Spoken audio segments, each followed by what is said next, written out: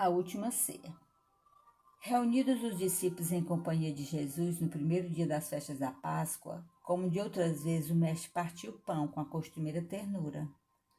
Seu olhar, contudo, embora sem trair a serenidade de todos os momentos, apresentava misterioso fulgor, como se sua alma naquele instante vibrasse ainda mais com os altos planos do invisível. Os companheiros comentavam com simplicidade e alegria os sentimentos do povo, enquanto o mestre meditava silencioso. Em dado instante, tendo-se feito longa pausa entre os amigos pauradores, o Messias acentuou com firmeza impressionante: Amados, é chegada a hora em que se cumprirá a profecia da Escritura. Humilhado e ferido, terei de ensinar em Jerusalém a necessidade do sacrifício próprio, para que triunfe definitivamente a verdade. O mundo há conhecido apenas uma espécie de vitória, tão passageira quanto as edificações do egoísmo ou do orgulho humano.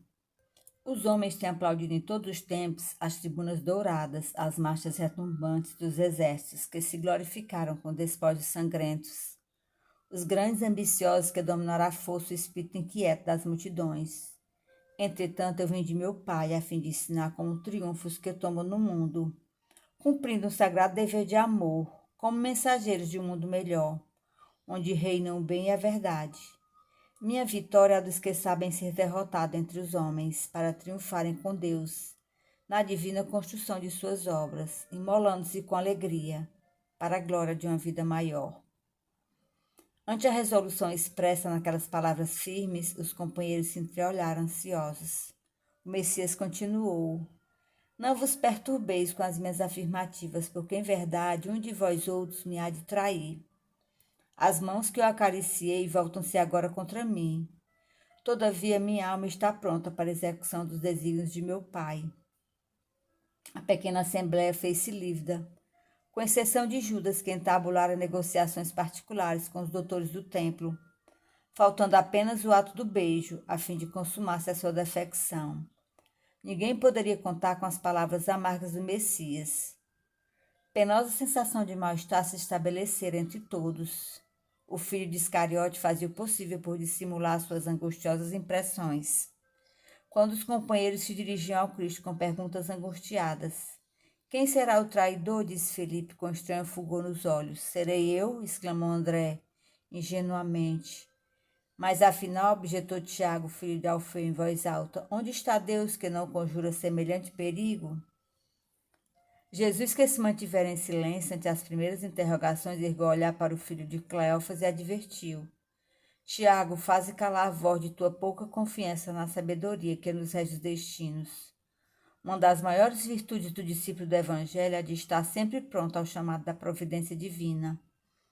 Não importa onde e como seja o testemunho de nossa fé, o essencial é revelarmos a nossa união com Deus em todas as circunstâncias.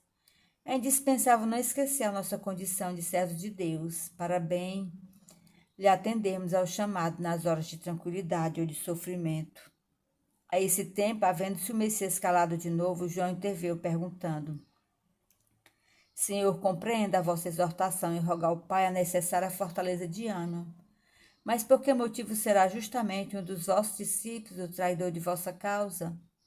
Já nos ensinastes que, para se eliminarem do mundo os escândalos, outros escândalos se tornam necessários, contudo ainda não pude atinar com a razão de um possível traidor em nosso próprio colégio de edificação e de amizade. Jesus pousou no interlocutor os olhos serenos e acentuou: Em verdade, cumpre-me afirmar que não me será possível dizer-vos tudo agora, entretanto mais tarde enviarei o Consolador, que vos esclarecerá em meu nome, como agora vos falo em nome de meu Pai. E detendo-se um pouco a refletir, continuou para o discípulo em particular: Ouve, João, os desígnios de Deus, se são insondáveis também, são invariavelmente justos e sábios. O escândalo desabrochará em nosso próprio círculo bem-amado, mas servirá de lição a todos aqueles que vierem depois de nossos passos no divino serviço do Evangelho. Eles compreenderão que, para atingir a porta estreita da renúncia redentora, onde encontrar muitas vezes o abandono, a ingratidão e o desentendimento dos seres mais queridos, isso revelará a necessidade de cada qual firmar-se no seu caminho para Deus, por mais espinhoso e sombrio que ele seja. O apóstolo impressionara-se vivamente com as derradeiras palavras do mestre, e passou a meditar sobre seus ensinos. A sensação de estranheza perdurava em toda a assembleia. Jesus então levantou-se, oferecendo a cada companheiro um pedaço de pão, e exclamou: Tomai e comei, este é o meu corpo. Em seguida, servindo a todos de uma pequena bilha de vinho, acrescentou: Bebei, porque este é o meu sangue dentro do Novo Testamento, a confirmar as verdades de Deus. Os discípulos lhe acolheram a suave recomendação, naturalmente surpreendidos. Simão Pedro, sem dissimular sua incompreensão do símbolo, interrogou: Mestre, que venha a ser isso? Amados, disse Jesus com emoção, está muito próximo nosso último instante de trabalho em conjunto. E quero reiterar-vos as minhas recomendações de amor, feitas desde o primeiro dia do apostolado. Este pão significa o do banquete do Evangelho, este vinho é o sinal do Espírito renovador dos meus ensinamentos. Constituirão o símbolo de nossa comunhão perene no sagrado idealismo do amor, com que operaremos no mundo até o último dia. Todos os que partilharem conosco através do tempo desse pão eterno e desse vinho sagrado da alma, terão o espírito fecundado pela luz gloriosa do reino de Deus, que representa o objetivo santo dos nossos destinos.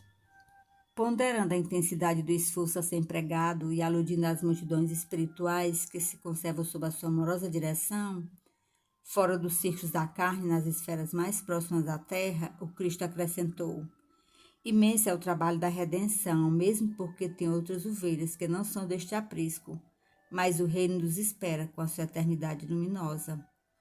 Altamente tocados pelas suas exortações solenes, porém maravilhados ainda mais com as promessas daquele reinado venturoso e sem fim, que ainda não podiam compreender claramente, a maioria dos discípulos começou a discutir as aspirações e conquistas do futuro. Enquanto Jesus se entretinha com João em observações afetuosas, os filhos de Alfeu examinavam com Tiago as possíveis realizações dos tempos vindouros, antecipando opiniões sobre qual dos companheiros poderia ser o maior de todos, quando chegasse o reino com as suas inauditas grandiosidades. Filipe afirmava a Simão Pedro que depois do triunfo deveriam entrar em Nazaré para revelar aos doutores e aos ricos da cidade a sua superioridade espiritual. Levi dirigia-se a Tomé e lhe fazia sentir que, verificada a vitória, se lhe constituía uma obrigação a marcha para o templo ilustre, onde exigiriam seus poderes supremos. Tadeu esclarecia que o seu intento era dominar os mais fortes e impenitentes do mundo, para que aceitassem de qualquer modo a lição de Jesus. O mestre interrompera sua palestra íntima com João e os observava.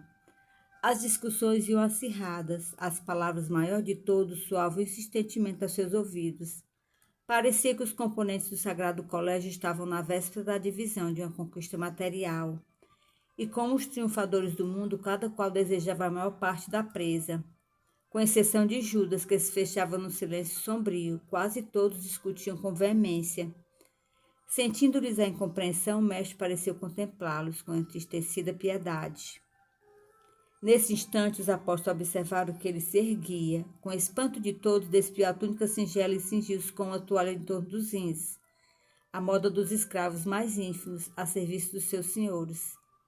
E como se fossem dispensáveis as palavras, naquela hora decisiva de exemplificação, tomou de um vaso de água perfumada e, ajoelhando-se, começou a lavar os pés dos discípulos. Ante o protesto geral, em face daquele ato de suprema humildade, Jesus repetiu o seu morredor ensinamento: Vós me chamais mestre e senhor, e dizeis bem, porque eu sou. Se eu, senhor e mestre, vos lavo os pés, deveis igualmente lavar os pés uns dos outros no caminho da vida. Porque no reino do bem e da verdade, o maior será sempre aquele que se fez sinceramente o menor de todos. Mensagem de Humberto de Campos. Paz e bem, amigos.